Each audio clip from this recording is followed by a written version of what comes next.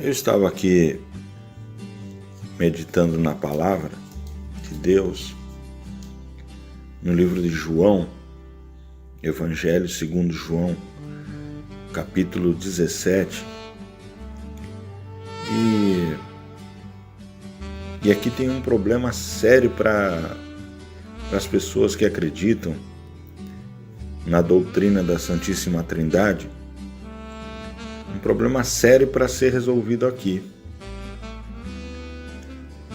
Porque na oração sacerdotal de Jesus está escrito assim, João 17: Tendo Jesus falado estas coisas, levantou os olhos ao céu e disse: Pai, é chegada a hora. Glorifica a teu Filho, para que o Filho te glorifique a ti. Assim como lhe conferiste autoridade sobre toda a carne, a fim de que ele conceda a vida eterna a todos os que lhe destes, ou que lhe deste. Versículo 3 diz assim: E a vida eterna é esta, que te conheçam a ti. Isso Jesus falando com o Pai, né? Nós aqui, se prestarmos atenção, segundo a doutrina da Santíssima Trindade, o Pai é a primeira pessoa da Trindade e o Filho a segunda pessoa, pessoas distintas, né? Pessoas são coeternas, coiguais, segundo o que ensina a doutrina da Santíssima Trindade. São coiguais, coeternas, quer dizer que têm o mesmo poder, têm a mesma capacidade, têm a mesma sabedoria, tudo é a mesma coisa, só que são pessoas diferentes, é um e dois. O Pai é a primeira pessoa e o Filho a segunda pessoa. E aqui nós estamos, se nós observarmos com essa ideia, a segunda pessoa aqui está orando para a primeira. Aqui eu já começo a encontrar já uma situação bastante difícil para ser resolvida por eles, porque se os três, a primeira pessoa, a segunda e a terceira, têm o mesmo poder, têm a mesma sabedoria, têm o mesmo, né, são coiguais, só essa palavra já explica já que são coiguais, eles são iguais em poder, em autoridade, força, aquela coisa toda. E aí, por que se os dois aqui, a terceira pessoa aqui está excluída desse texto aqui, não está nesse texto aqui, nesse contexto? Se os dois têm a mesma autoridade, têm o mesmo poder, são coiguais e coeternas, por que a segunda pessoa está orando à primeira pessoa? É estranho, não é? Para que um vai estar pedindo algo para o outro, sendo que ou orando para o outro, sendo que ele pode resolver a situação ali sem olhar para cima, sem olhar para lado algum, né? E apenas resolver. No versículo 3, e a vida eterna é esta, que te conheçam a ti, disse Jesus, que é a segunda pessoa, falando sobre o Pai, que te conheçam a ti. Olha o que Jesus fala: o único Deus verdadeiro, o único Deus verdadeiro, e a Jesus Cristo a quem enviaste. Então tem um problema seríssimo aqui, gravíssimo aqui, que quem acredita na Santíssima Trindade precisa resolver essa situação aqui, porque não adianta só dizer que é um grande mistério, né, que é difícil, que é isso, que é aquilo, porque tem que ter uma explicação, né, para uma situação como essa aqui. Se as três pessoas são igualmente Deus, né, segundo o que é ensinado por eles, pelas pessoas que acreditam na Trindade, é um Deus em 3 pessoas, né? Ou 3 pessoas, essa trindade forma um Deus. Então todas elas são Deus igualmente. É isso que é ensinado. Tanto é que muitos, até a maioria, lógico, né? A lógica deles é essa: Deus Pai, Deus o Filho, Deus o Espírito Santo, né? Essa é o que é ensinado. E por que aqui o Filho, a segunda pessoa, está dizendo que a primeira pessoa é o único Deus verdadeiro? Ele está se excluindo da divindade aqui e está excluindo a terceira pessoa também da divindade. Ele está excluindo, não está apenas deixando de lado, coisa assim, não. Ele está completamente excluindo, ou se excluindo. Ele está excluindo a si mesmo e a terceira pessoa, dizendo que te conheçam a ti, a vida eterna é esta. Olha a importância que ele tá dando para essa situação aqui. A vida eterna é esta: que te conheçam a ti, o Pai, o único Deus verdadeiro, e a Jesus Cristo, a quem enviaste. Então, Jesus aqui, ele se exclui e exclui a terceira pessoa da Trindade, colocando apenas o Pai, a primeira pessoa, como Deus. Ninguém é cego, né, de não enxergar isso aqui. Isso é uma coisa que está clara, que o próprio Jesus falou. Então, quem acredita na Santíssima Trindade precisa analisar melhor esse versículo, porque tem alguma coisa está errada aqui. E a vida eterna é esta: que te conheçam a ti, o único Deus verdadeiro, e a Jesus Cristo, a quem enviaste. Então ele fala que o Pai, a primeira pessoa, é o único Deus verdadeiro, e Jesus Cristo, quem foi enviado pelo Pai, né? Então, assim, na questão da divindade, o Filho, a segunda pessoa, se excluiu a si mesmo da divindade e também excluiu a terceira pessoa, que ele não está envolvido nesse contexto aqui, né? Então, como fica para quem defende a doutrina da Santíssima Trindade essa situação aqui? Fica bastante complicado, porque se os 3 são um Deus, formam um Deus, por que então acaba o próprio Filho se excluindo, a própria segunda pessoa se excluindo e excluindo também a terceira pessoa, né, do contexto divino? Então ele fala, e esse texto cai diretamente em conflito com o que Paulo falou a Tito.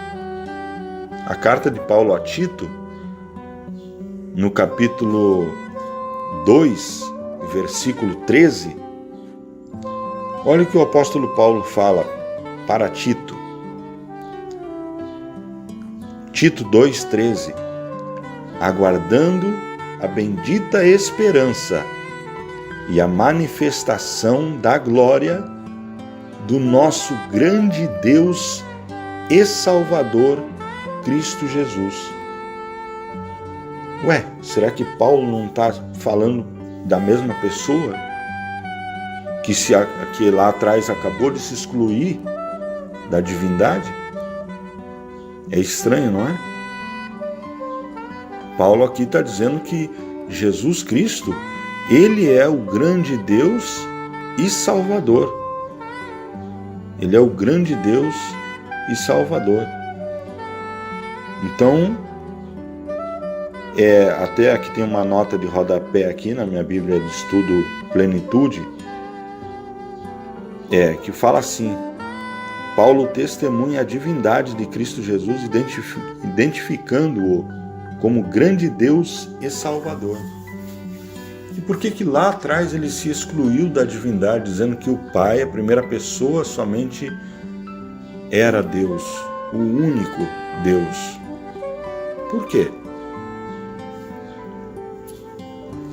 Bem, se um dia alguém prestar atenção na palavra de Deus e estudar ela com o coração aberto, um coração não voltado para as doutrinas que têm sido ensinadas desde lá do 3º século, final do 2º século depois de Cristo, né, início do 3º, por exemplo,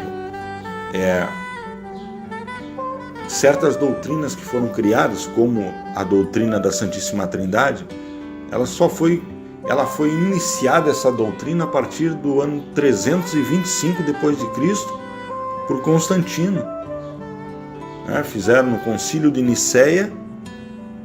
Isso está na história, não precisa nem ser muito estudioso para saber, isso está na história secular, que lá foi resolvido entre eles, entre os pagãos lá, né, entre pessoas que não tinham nada a ver com Deus, nem com... o interesse era somente político, religioso não era quase que nenhum, porque eles queriam fazer essa junção, essa união do Estado com a Igreja, né? Porque o Império de Constantino estava ruindo. Então ele pega e viu que a maneira de fortalecer o seu império era trazendo o povo cristão verdadeiro, genuíno, para baixo das suas asas. Então ele cria, naquele momento ali, né, uma série de doutrinas, e entre elas, no Concílio de Nicéia, no ano 325 depois de Cristo, ele acaba criando a doutrina da Santíssima Trindade, onde ele iguala, né, Deus Pai, Deus Filho, Deus Espírito Santo.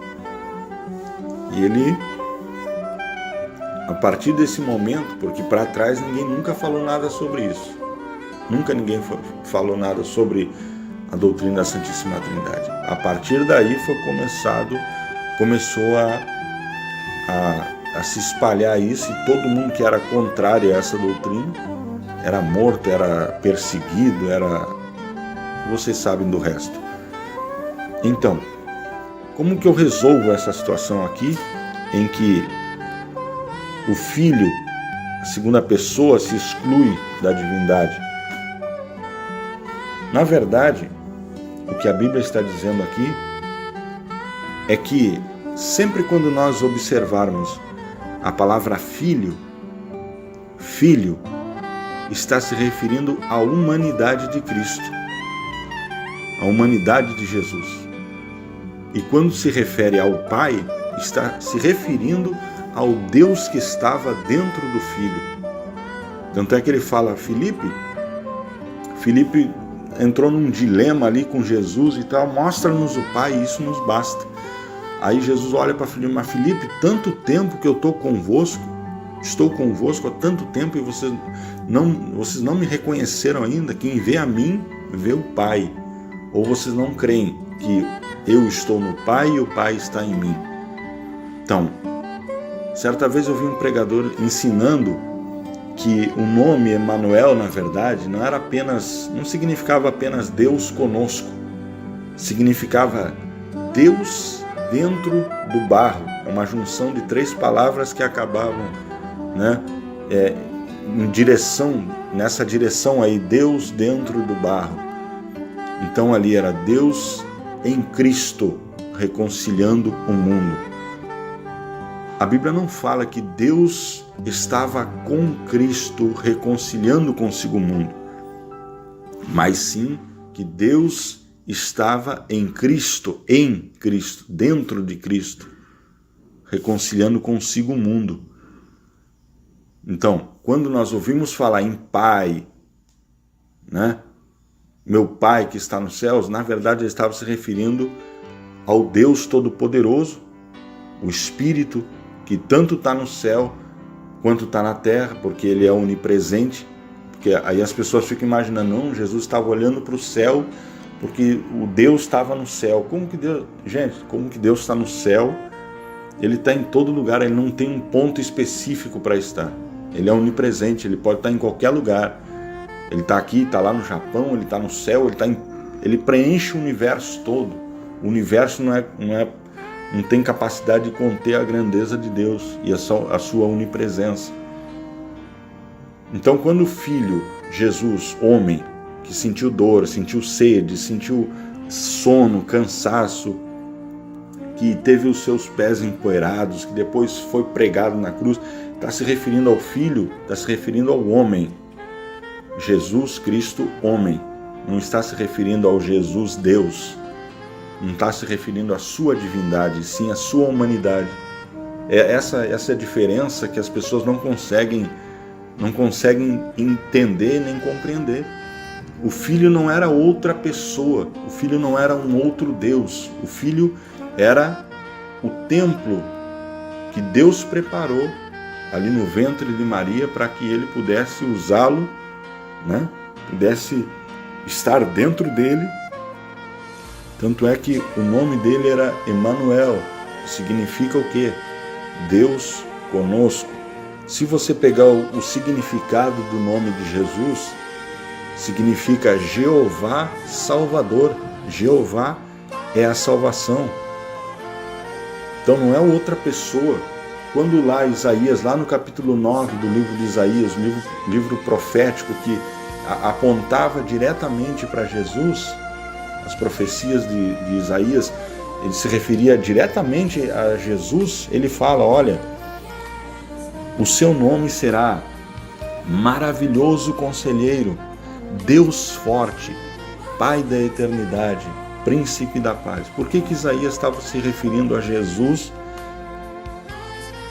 com esses nomes, com esses títulos? Deus Forte, né? Maravilhoso Conselheiro, Deus Forte, Pai da Eternidade, Príncipe da Paz. Porque Jesus Cristo é tudo isso. Na sua humanidade, o Filho que foi gerado no ventre de Maria, ele sentia fome, sentia sede, sentia cansaço, ele orou pedindo, Senhor, se possível, passa de mim este cálice. Quem que estava orando ali? É Deus orando para Deus? Não. Ali era a humanidade, Jesus Cristo era 100% homem, 100% Deus. Então a sua humanidade orando para a sua divindade, orando para o Deus eterno, para o Espírito eterno, para o Espírito que é santo, que é Deus. Então ele ora e pede, Pai, se possível, passa de mim esse cálice. Quem é que estava orando ali? Era o Deus Filho? Não era o Deus Filho, era o Filho, o homem, o ser humano. Quando Jesus, lá na cruz do Calvário, ele num momento já a finalização ali da sua missão, que era morrer na cruz, ele olha para cima e fala, Deus meu, por que me desamparaste? Por que me desamparaste? Como é que Deus vai orar para Deus perguntando, Deus meu, quer dizer que Deus tem Deus? Tem um Deus também? Não. Ali, naquele momento, como Jesus teve que receber todos os pecados da humanidade inteira, o escrito de dívida que Satanás tinha na sua mão contra nós seres humanos, Jesus recebeu ali naquele momento, ele recebeu o pecado do mundo todo. E o Espírito de Deus, que é um Espírito Santo por definição, ele não podia receber ali os pecados do povo. Então ele se afastou, o Espírito de Deus se afastou dele, deixando somente a humanidade ali dele para morrer na cruz. Então o divino se apartou do humano, se afastou do humano, da humanidade de Jesus, e ele morreu ali, derramou seu sangue. Depois, como que voltou a viver? Por que Jesus disse que ele destruiria o templo e em 3 dias ele voltaria a reconstruir esse templo? Ele estava se referindo à sua carne. Ele não estava dizendo que outra pessoa iria. Quando ele se referia assim, Deus, que Deus o ressuscitaria no 3º dia, ele estava falando que a sua divindade iria ressuscitar a sua humanidade. Tanto é que quando nós abrimos o livro de Apocalipse e João olha o céu pelo lado de dentro, enxerga o céu pelo lado de dentro, João, ele observa e vê um trono no meio dos céus, um trono armado, um grande trono branco, e no meio desse trono estava um assentado, um só assentado. E esse que estava assentado no trono disse: olha, eu sou o Alfa, o Ômega, o princípio e o fim. Estive morto, mas eis que estou vivo pelos séculos dos séculos. Aquela coisa toda que nós conhecemos que foi falado por Jesus ali. E ele diz: olha, eu sou aquele que esteve morto, né? Apocalipse 4, versículo 2, está escrito: imediatamente eu me achei em espírito, e eis armado no céu um trono, e no trono alguém sentado, e este que se acha sentado é semelhante no aspecto de pedra de jaspe e de sardônio, e ao redor do trono há um arco-íris semelhante no aspecto a esmeralda, e ao redor do trono há também 24 tronos, e assentados neles 24 anciãos vestidos de branco, em cujas cabeças estão coroas de ouro. Do trono saem relâmpagos e ele vem falando da grandeza. E ali, né, vem falando, versículo 6, versículo 7, versículo 8. E os 4 seres viventes, tendo cada um deles respectivamente 6 asas, estão cheios de olhos ao redor e por dentro, não tem descanso nem de dia nem de noite, proclamando: Santo, Santo, Santo é o Senhor Deus, o Todo-Poderoso. Quem é esse Senhor Deus Todo-Poderoso? Aquele que era, que é e que há de vir. O Senhor Deus, o Todo-Poderoso, não é um dos, ele fala o Todo-Poderoso. Aquele que era, que é e que há de vir. Quem é esse? Jesus Cristo. Jesus Cristo. Então, e no versículo 11 eles continuam falando: Tu és digno, Senhor, e Deus nosso, de receber a glória, a honra e o poder, porque todas as coisas tu criaste. Sim, por causa da tua vontade vieram a existir e foram criadas. E aí ele continua falando. E aí continua aqui no capítulo 5.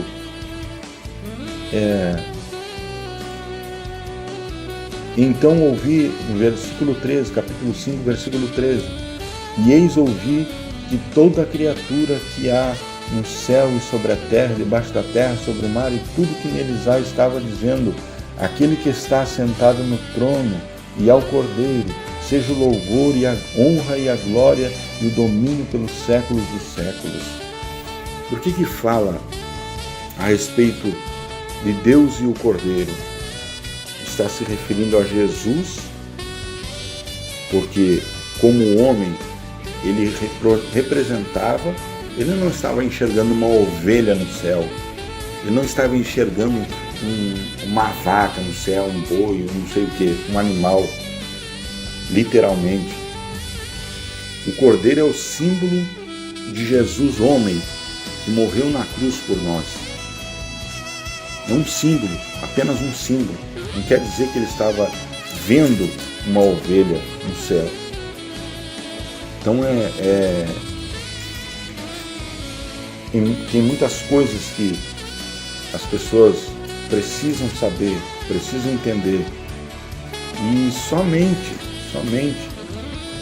lendo a Bíblia Sagrada, com o coração aberto, com o coração pronto a ouvir o que Deus tem a dizer.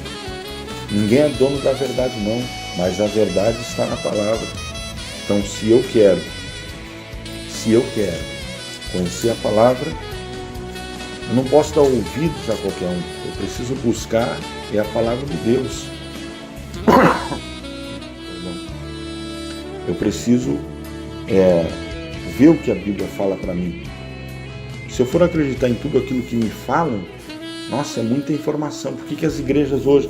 Por que hoje tem igreja para todo gosto, para todo tipo? Se todas as pessoas olhassem para a Bíblia Sagrada, não existiria nem placa de igreja, existiria.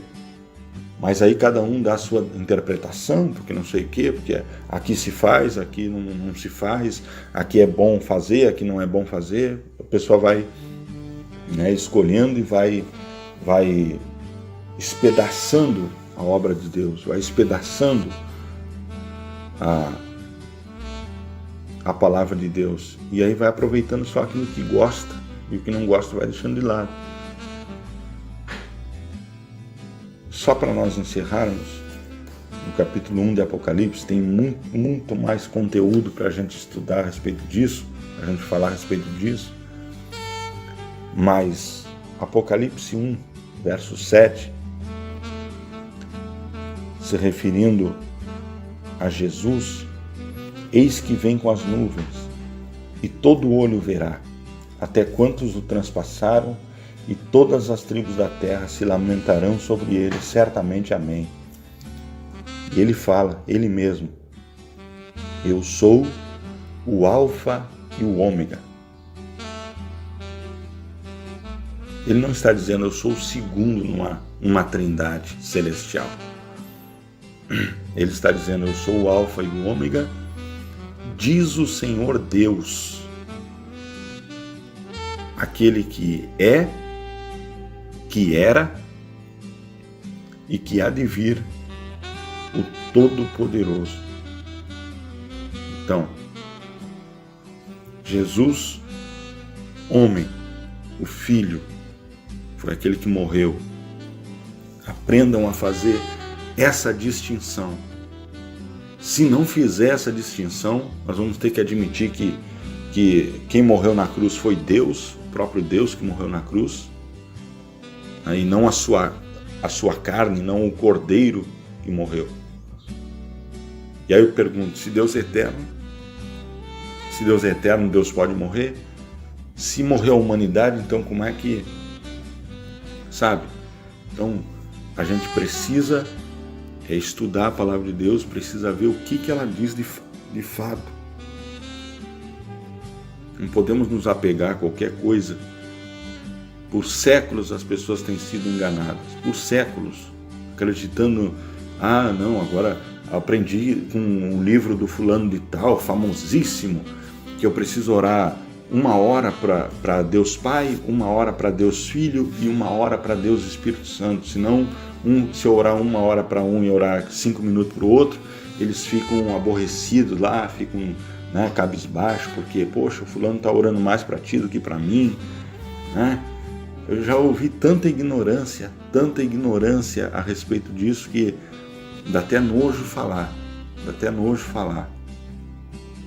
porque é difícil as pessoas olharem, né, para um Deus único que se fez carne.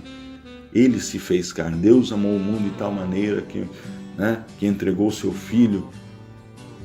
Então, o que ele entregou foi o templo de carne e osso que foi feito ali. Deus precisava derramar o seu sangue. A Bíblia diz que Deus, ele comprou a igreja com seu próprio sangue, um povo que ele comprou com seu próprio sangue. Agora eu te pergunto, Deus tem sangue? Se Deus é espírito, ele tem sangue? Não tem. Como é que ele iria derramar o sangue dele para comprar um povo, para comprar a igreja dele? Né? Porque igreja quer dizer povo, não quer dizer denominação. Se ele precisava derramar um sangue puro, um sangue sem pecado, sem mácula, ele precisava de alguém. E foi isso que ele fez lá no ventre de Maria, por obra dele mesmo, do seu Espírito Santo. Não é outra pessoa que veio e fez. Outro problema também que os trinitários vão ter que resolver, e é sério, porque o anjo chega para José, olha, não deixa tua mulher não, porque aquilo que está sendo gerado nela é do Espírito Santo, Aí eu te pergunto, o Espírito Santo na Trindade é quem? É a primeira pessoa ou é a terceira? Então quer dizer que o Filho, a segunda pessoa, ela foi gerada pela terceira, é isso? Gente, é muita idiotice, muita irresponsabilidade com a palavra de Deus.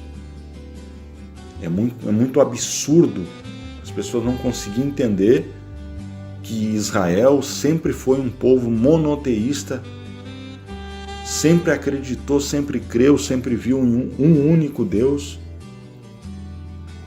e que depois aqui na frente se manifestou um filho para salvar o mundo, para reconciliar consigo mesmo. Não foi com outra pessoa, consigo mesmo. Deus estava em Cristo, não estava com Cristo, reconciliando consigo o mundo. Então nós temos muita coisa para estudar, muita coisa para analisar, muita coisa para entender. Isso nós vamos só entender olhando, voltando ao Evangelho, voltando à Palavra de Deus. Hoje é tanta teologia para cá. Eu sou formado em demoniologia, sou formado sou doutor em divindade. Nossa, é mesmo? Mas não consegue enxergar a simplicidade da Palavra de Deus. Não consegue enxergar aquilo que Jesus falou. Não por enigmas, não por parábola, mas coisas que ele falou assim claramente, como o sol ao meio-dia. As pessoas não conseguem entender, porque é tanta besteira, tanta coisa que foi colocada na mente do ser humano pela religião, né? Pelas pessoas que a única intenção que tinham era poder político, é poder, sabe? Querer governar o povo, querer manter o povo aprisionado sem conhecimento. A única coisa que liberta é o conhecimento da Palavra de Deus. Se nós conhecermos a verdade vai nos libertar. E a verdade é quem? Jesus disse: eu sou o caminho, a verdade e a vida. Caminho, a verdade e a vida. Ninguém vem ao Pai a não ser por mim. Ele não falou assim, ninguém vai ao Pai. Lê na sua Bíblia, não está escrito ninguém vai ao Pai, como se o Pai fosse outra pessoa. Jesus disse, ninguém vem ao Pai. Por que ele falou ninguém vem ao Pai a não ser por mim? Porque Deus estava nele. Deus estava nele. Ele falou, você não acredita que eu estou no Pai, que o Pai em mim está? Ou está em mim? Então, a única maneira de nós nos chegarmos a Deus é por intermédio do sacrifício de Jesus Cristo na cruz do Calvário. Pelo derramamento do seu sangue na cruz do Calvário é que nós conseguimos chegar a Deus. É a única maneira, não existe outra maneira de nós alcançarmos esse objetivo a não ser pelo sacrifício que Jesus fez na cruz. Por isso que ele falou, ninguém vem ao Pai a não ser por mim. Isso que ele falou é por causa do sacrifício que ele fez. Jesus Cristo, o homem, o único intermediário entre Deus e os homens, Jesus Cristo, homem, que derramou seu sangue. Agradeço a atenção de todos, fiquem na paz do Senhor Jesus Cristo e até a próxima oportunidade.